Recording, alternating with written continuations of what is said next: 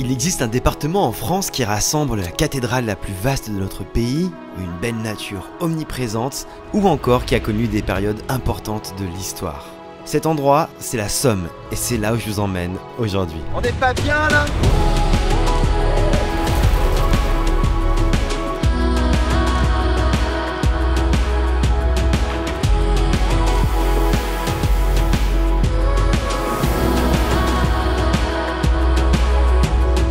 Yo tout le monde, j'espère que vous allez bien. On se retrouve aujourd'hui pour une nouvelle vidéo en France et plus particulièrement dans le département de la Somme.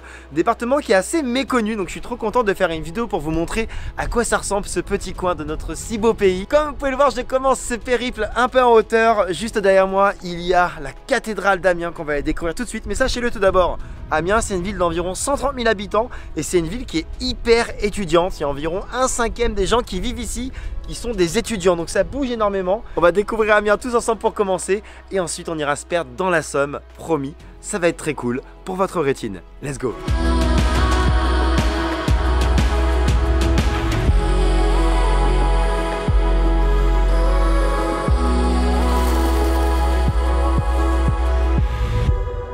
S'il y a bien un truc à faire à Amiens, c'est se perdre dans ces ruelles de bon matin.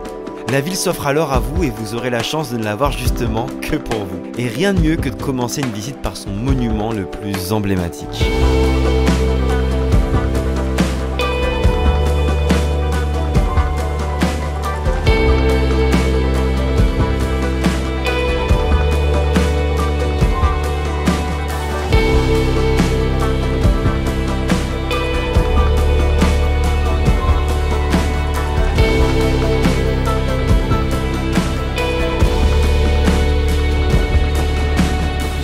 Actuellement au sommet de la cathédrale d'Amiens qui est un peu la cathédrale de tous les records hein. Déjà rien que concernant sa construction, il a fallu seulement 68 ans afin d'être érigé. À titre de comparaison avec d'autres cathédrales, il faut justement généralement des centaines d'années, 200, 300, 400, voire même pour certaines des milliers d'années qui sont toujours pas terminées. Bref, cette cathédrale a vraiment été faite très rapidement, ce qui est important à préciser. Ça n'empêche que c'est aussi une cathédrale imposante. C'est la cathédrale la plus vaste de France et la cathédrale gothique la plus vaste au monde tout simplement. À titre de comparaison, elle est 2 fois plus vaste que Notre-Dame de Paris. C'est aussi la cathédrale la plus haute sous nef de France. Bref, c'est une cathédrale qui cumule les records comme je vous disais et qui est d'ailleurs aussi inscrite au patrimoine mondial de l'UNESCO depuis plusieurs dizaines d'années. Bref, une cathédrale qui a plus de 800 ans, une cathédrale qui domine toute la ville. On peut pas la manquer, on la voit dans tous les coins de rue. Elle est juste sublime. Bref, allez-y parce que ça vaut vraiment le détour. Et ça c'est le clou du spectacle.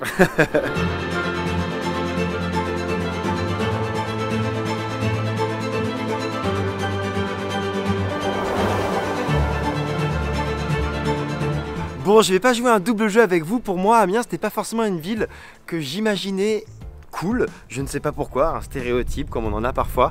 Et je peux vous le dire, franchement, c'est hyper mignon. Là, je suis à Saint-Leu actuellement.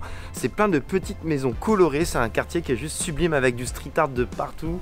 Regarde-moi ça, la couleur des maisons, ça vaut vraiment le détour. Hein. Une petite vue sur la cathédrale derrière. Donc, n'hésitez pas, franchement, Amiens, pour un petit week-end. Je trouve que c'est une belle destination. Regarde-moi ça.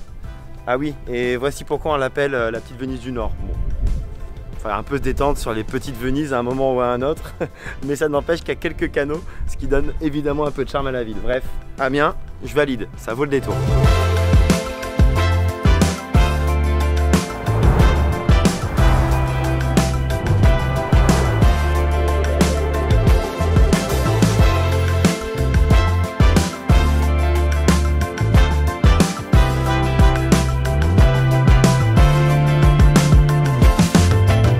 Il y a plein de lieux que j'ai adoré découvrir dans la capitale de la Somme. Mais avant tout, il faut que je vous parle du musée de Picardie. Il a été érigé en 1867 sous Napoléon III et a même ensuite inspiré les bâtisseurs des autres grands musées français.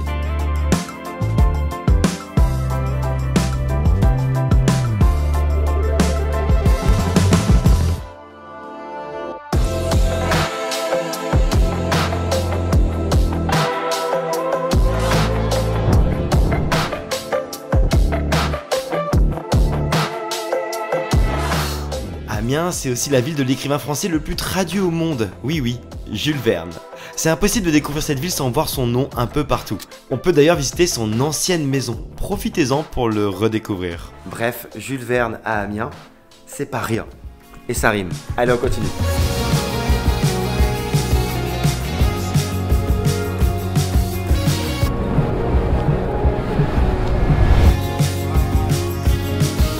Pas vous parler d'Amiens sans vous montrer quelque chose qui rend la 27e plus grande ville de France assez unique au monde.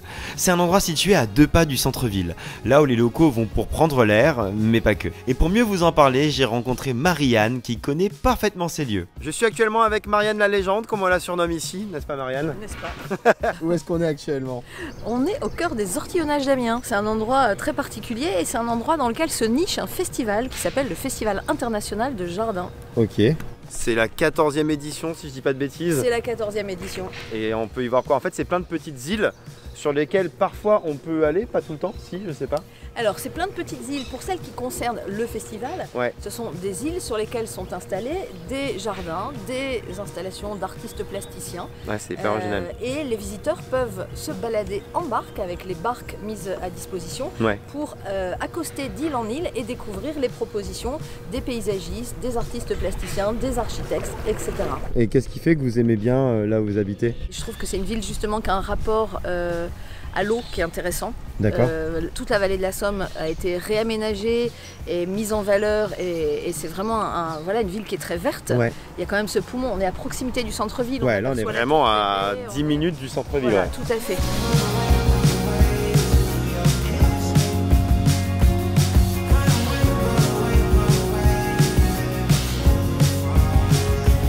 Si vous venez un jour dans cette partie de France, je vous conseille de passer quelques heures à Corbie. Ne serait-ce que pour son hôtel de ville, un château du 19e siècle au style unique, sa porte monumentale ou son abbaye. Une chose est certaine, l'histoire s'est aussi écrite à Corbie. Si vous voyagez un jour en Somme, vous verrez forcément quelque chose qui traverse tous les départements d'est en ouest, le fleuve Somme. C'est l'endroit idéal pour faire du vélo, du kayak ou même tout simplement se balader.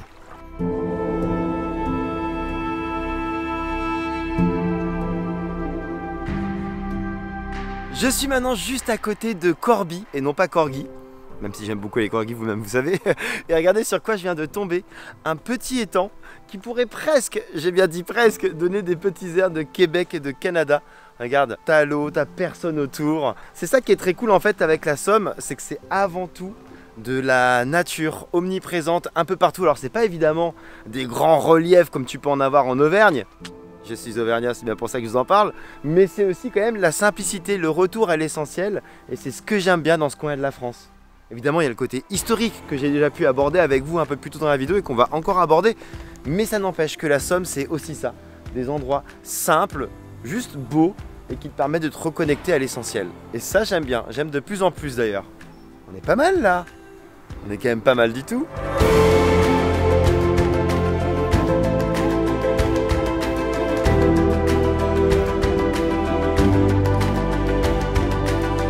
Quand on parle d'histoire, ça serait dommage d'oublier les lieux et monuments qui y font référence dans la région. L'un des plus importants et peut-être aussi un des plus imposants, c'est le mémorial national australien de Villers-Bretonneux. Il est dédié aux plus de 10 000 soldats australiens morts pendant la Première Guerre mondiale n'ayant pas de tombe connue. Et s'il se trouve ici, ce n'est pas un hasard. C'est pour rappeler l'importance de ces derniers dans la bataille d'Amiens en 1918. C'est un beau moyen d'en apprendre plus sur notre histoire tout en visitant un lieu impressionnant. Et le meilleur moyen de s'en rendre compte, c'est d'aller au parc de Samara. C'est à la fois un parc naturel et un parc archéologique en plein air. Il traite de la préhistoire et de l'époque gallo-romaine. Et pour présenter ces dernières de manière ludique, des artisans et animateurs sont présents sur place en journée pour parler des techniques de l'époque. De la poterie au tissage en passant par la taille de silex, le tout dans des reconstitutions d'habitats.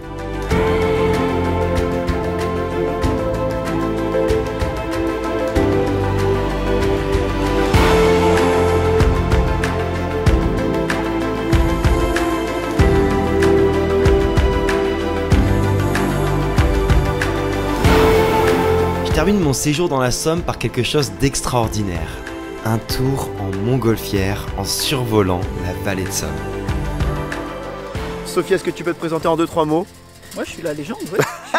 Je suis la queen. C'est la queen. On a des très belles vallées qu'on connaît pas. C'est très vert, très boisé, plein de cours d'eau, plein de châteaux, plein de moulins et toute la vallée de la Somme qui va jusqu'à la baie, qui s'ouvre sur la mer. C'est magnifique, magique. Sophie la queen, on peut s'arrêter comme on veut en montgolfière ou pas? Bah tu vas voir.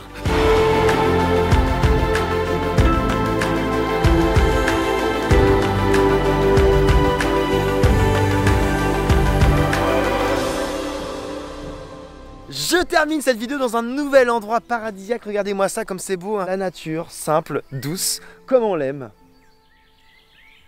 Ah, c'est sympa. En tout cas, moi j'ai eu un vrai petit coup de cœur pour Amiens. J'ai adoré mon séjour là-bas. Ça vaut vraiment le détour pour un week-end. Vraiment, n'hésitez pas à y aller. Entre la cathédrale qui est la plus vaste de France, entre le quartier Saint-Leu, etc. Il y a trop de belles choses à voir à Amiens. Vraiment. Et d'ailleurs aussi le musée de Picardie. La claque. Et les alentours. Vraiment, regardez-moi ça, c'est quand même sympa ce genre d'endroit, non? Bref, n'hésitez pas, venez dans ces coins-là de la Somme. Et d'ailleurs, surtout, n'hésitez pas à mettre un commentaire et un pouce bleu si vous êtes arrivé à cet endroit de la vidéo. Ça me motive de ouf à continuer. Comme vous pouvez le voir, on se lève tôt et on se couche tard afin de faire les plus belles images et de vous raconter les plus belles histoires. Donc n'hésitez vraiment pas à vous abonner, à mettre des commentaires et tout. En tout cas, moi, comme d'habitude, je vous laisse sur de belles images. Et surtout, n'oubliez pas de voyager. Peace!